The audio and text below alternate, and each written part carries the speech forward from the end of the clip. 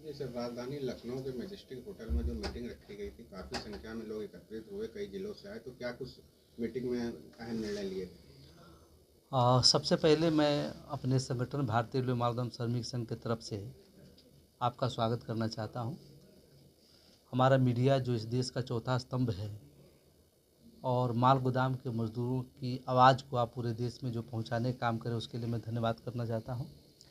आज हमारा 3 जोनल पदाधिकारियों का एक कोर कमेटी की बैठक थी। इस बैठक का मुख्य उद्देश्य ये था कि 1998 से भारतीय रेलवे माल गोदाम श्रमिक संघ, जिसके राष्ट्रीय महामंत्री श्री अरुण कुमार पासवान जी के नेतृत्व में यह संगठन लगातार रेलवे माल गोदाम के मजदूरों के हक अधिकार की लड़ाई लड़ते आ रही है।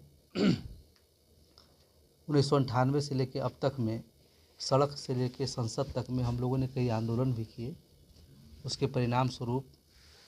सरकार के द्वारा 2 बार त्रिपक्षीय बैठक, एक बार 2003 में और एक बार 2021 में बैठक हुई और 23 मार्च 2021 को श्रम मंत्री के और श्रम मंत्रालय के नेतृत्व में रेल मंत्रालय और हमारे संगठन के बीच बैठक हुई, जिसमें इन माल गोदामों के मजदूरों के कल्याण के लिए जो हमने संगठन ने 13 डिमांड रखा था, चाहे इसको सही वेतनमान हो, रेलवे कर्मचारी का दर्जा हो, मेडिकल की फैसिलिटी हो, रेलवे पास, उनके बच्चों की शिक्षा की व्यवस्था हो, तमाम ऐसे मुद्दे थे जैसे मांगे थे, जिसमें उसमें रखा गया, जिसे श्रम मंत्रालय ने 13 के 13 मांगों को स्वीकृति प्रदान दी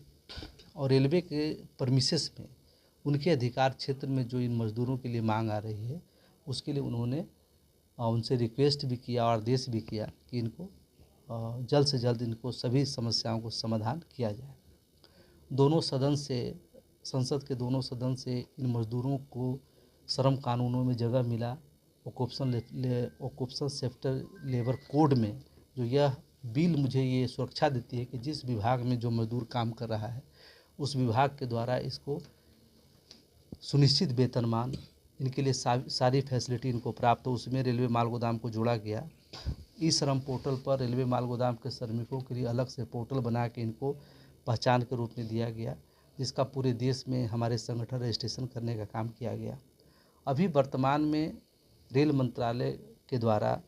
रेलवे बोर्ड के चेयरमैन जो पिछले BK त्रिपाठी थे, उसके बाद अनिल कुमार लोहटी आए, वर्तमान में जया वर्मा सिन्हा जी हैं, उनके साथ लगातार हमारी बैठक हुई और इन मजदूरों को सीधा इनके खाते में पैसे पहुँचे, इनकी मजदूरी का, इनके लिए सही वेतनमान सुनिश्चित हो, उसके लिए पॉलिसी बनाया जा रहा है और वो पॉलिसी लगभग संपन्न होने की स्थिति में है। सरकार के द्वारा संगठन के माध्यम से मजदूरों का लिस्ट सबमिट करने के लिए कहा गया है। इसी विषय में आज तीनों जोन के कोर कमेटी की बैठक रखी गई है कि हर माल गोदाम का, जो हमारे माल गोदाम के मेट हैं, सरदार है, मुंशी हैं, लेबर है, एंसिलरी है, उनका सही गैंग वाइज सूची संपन्न किया जाए। जो मजदूर काम करने की स्थिति में नहीं है, उनके जगह पर उनके जो बच्चे हैं जो अभी काम करें, उनको शामिल किया जाए।